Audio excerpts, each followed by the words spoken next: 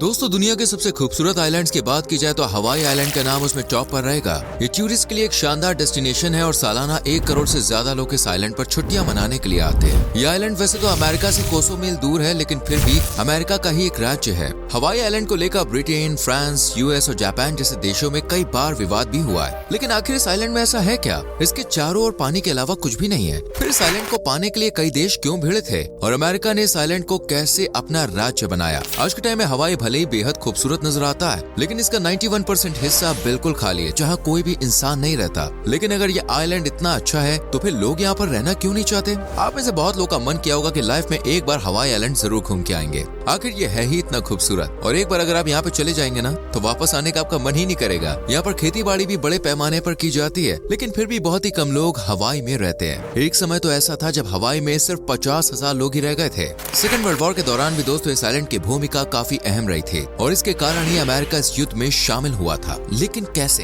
हवाई के बारे में ढेर सारी जानकारी आज हम आपको देने वाले हैं, लेकिन वीडियो को शुरू करने से पहले अगर आप हमारे चैनल पर पहली बार विजिट कर रहे हैं तो प्लीज सब्सक्राइब जरूर करें।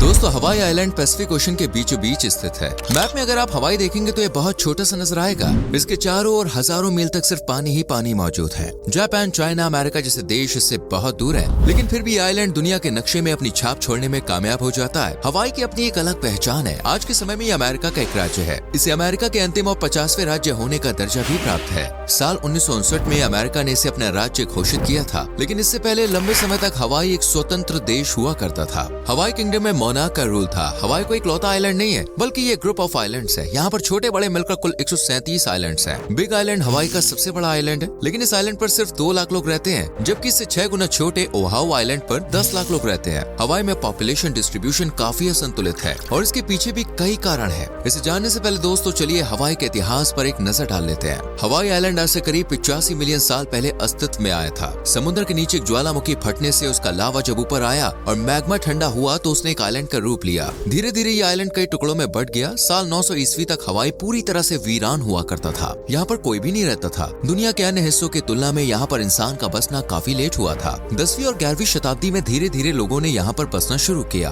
और उन्हें यहाँ की आबो हवा काफी ज्यादा पसंद आई। 18वीं सेंचुरी तक हवाई की पॉपुलेशन करीब 3 लाख तक पहुँच गई थी। हवाई के इतिहास में ये सबसे ज्यादा जनसंख्या थी। इसके बाद इस आंकड़े में हर बार गिरावट ही दर्ज की गई है। अभी तक दोस्तों हवाई के बारे में दुनिया को नहीं पता था और ये पूरी तरह से अलग थलग था। अमेरिकन रेवोल्यूशन के शुरू होने के कुछ साल बाद 1778 में एक ब्रिटिश नेविगेटर कैप्टन कुक ने इस आइलैंड की खोज की और उन्होंने पूरी दुनिया को हवाई के बारे में बताया। जिस समय उन्होंने इस आइलैंड को खोजा उस समय यहाँ की पॉपुलेशन 1.5 लाख से 3 लाख के बीच बताई जाती है। उस समय हवाई पर कई रूलर्स थे और पूरा आइलैंड अलग अलग किंगडम्स में बचा हुआ था। सभी किंगडम के अलग अलग मुखिया हुआ करते थे। 1780 में कैप्टन कुक यहाँ के मुखिया बन गए। उन्होंने धीरे धीरे हवाई में अपना वर्चस्व स्थापित करना शुरू कर दिया। साल 1795 में पहली बार इसे हवाई आइलैंड का नाम दिया गया। 1810 में यहाँ के सभी किंगडम्स यूनिफाइड हो गए थे। अब पूरे हवाई पर दोस्तों एक ही राजा का शासन था। अब हवाई जैसे ही अपनी तरक्की के दौर में प्रवेश करने लगा, यहाँ पर कई समस्याएं उत्पन्न होनी शुरू हो गयी। अचानक ही हवाई की पॉपुलेशन में गिरावट आने लगी। विदेशी लोग के आने से आइलैंड पर कई बीमारियां भी जन्म लेने लगी।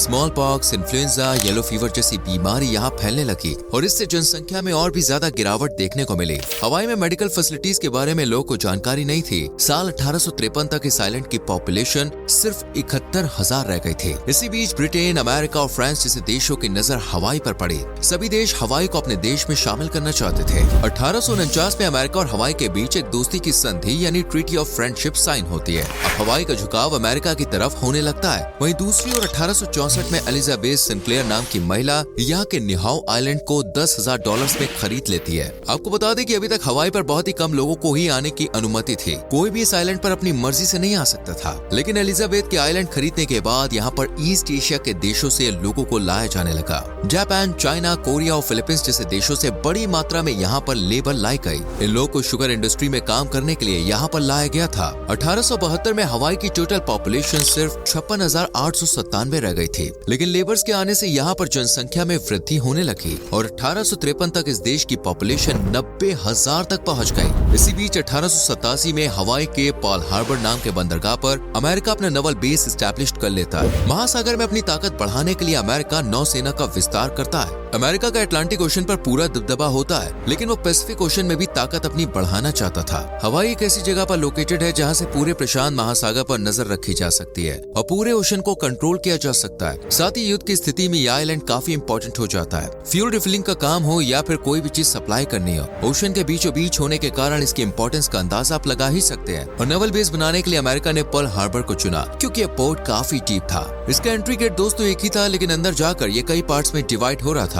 ऐसे में एक साथ कई जहाज यहाँ पर खड़े रह सकते हैं। हवाई की शुगर इंडस्ट्री भी तेजी से ग्रो कर रही थी और अब ये एक शुगर हब के रूप में प्रसिद्ध होने लगा। पर्ल हार्बर पर नेवल बेस बनाने के बाद हवाई में तख्ता पलट हुए। इसी का फायदा उठाकर 1898 में अमेरिका हवाई को अपने कब्जे में ले लेती है। अब यहाँ पर अमेरिका का राज चलने लगता है। ब्रिटेन, फ्रांस और जापान जैसे देश बस मुंह ताकते रह जाते हैं। तख्ता पलट के दौरान हवाई के कई लोग की जान भी जाती है और करीब 100 सालों बाद अमेरिका ने अपनी गलती मानी और 1993 में सार्वजनिक तौर पर हवाई के लोगों से माफी मांगी। हवाई पर पाइनएप्पल की खेती भी दोस्तों बहुत बड़े स्केल पर की जाती है और पूरी दुनिया के 80% पाइनएप्पल सिर्फ हवाई में ही उगाए जाते हैं। यहाँ से अमेरिका के अन्य सभी राज्यों में पाइनएप्पल एक्सपोर्ट किया जाता है। इसके अलावा कोकोनट फार्मिंग के लिए भी हवाई एकदम बेस्ट है। अब बात करते हैं सेकेंड वर्ल्ड वॉर की। 1939 में जर्मनी दूसरे वर्ल्ड वॉर का ऐलान कर देता है। शुरुआत में अमेरिका इस वॉर में डायरेक्टली पार्टिसिपेट नहीं करता। जापान और ब्रिटेन जैसे देश लगातार अपने साम्राज्य का विस्तार कर रहे होते हैं। जापान की नजरें शुरू से ही पैसिफिक ओशन पर थी। 7 दिसंबर 1941 को जापान हवाई के पर्ल हार्बर पर हमला कर देता और जम के बमबारी करता है। अमेरिका का नेवल बेस यहाँ पर होता है जिसे जापान पूरी तरह से तहस नहस कर देता है। इससे अमेरिका पूरी तरह से बौखला जाता है क्योंकि 1930 से 1940 के बीच अमेरिका बड़ी संख्या में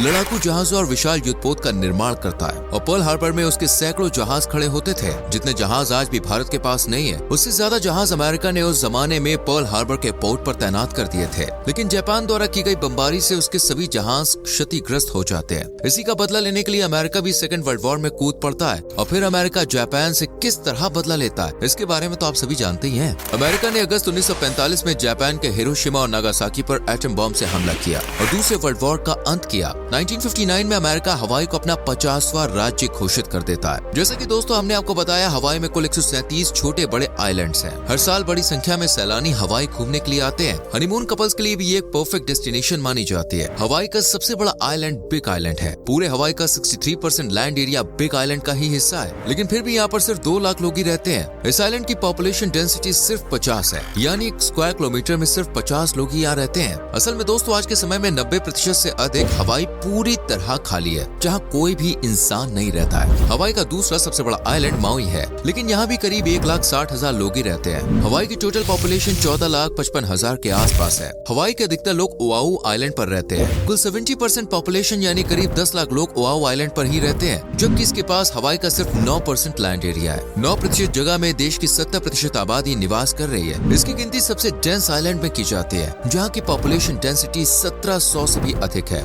और ये पूरे अमेरिका में सबसे ज्यादा है। इसके अलावा दोस्तों काउआई आइलैंड पर करीब 73,000 लोग रहते हैं, तो वहीं मोलोकाई और लनाई आइलैंड पर सिर्फ 10,000 लोग रहते हैं। आज के समय में हवाई में रहना इतना आसान नहीं है और इसके पीछे कई वजह है। यहाँ की 70% जगह पर इंसान नहीं रह सकता। करीब 20% जगह में वोल्केनो, लावा और नेचुरल पार्क मौजूद है। कई शानदार रिजॉर्ट्स ने भी हवाई में काफी जगह घेरी हुई है। हवाई बहुत ही कॉस्टली है। यहाँ पर रेंट पर रहने वाले लोग की 42% कमाई किराए में ही खर्च हो जाती है। क्योंकि ये समुद्र के बीच में मौजूद है, इसलिए खाने पीने, तेल, गैस सभी चीजें यहाँ महंगी है। यहाँ के सामान लाने का ट्रांसपोर्टेशन कॉस्ट काफी ज्यादा है। समुद्र के बीचों बीच होने के कारण हरिकेन और सुनामी जैसी आपदाओं का खतरा भी यहाँ पर बना रहता है। इन सब के अलावा हवाई के खाली होने का एक और कारण ये भी है कि आज इसके 95% हिस्से पर प्राइवेट लोग का या सरकार का होल्ड है। लनाई आइलैंड को लैरी एलिसन ने 2012 में $300 मिलियन में खरीद लिया था। आपको बता दें, लैरी दुनिया के सबसे अमीर लोग की लिस्ट में टॉप 10 में शुमार है और इनकी नेटवर्थ $150 बिलियन के आसपास है। मार्क जुकरबर्ग ने हवाई के कवाई आइलैंड की 1600 एकड़ जगह खरीदी हुई है।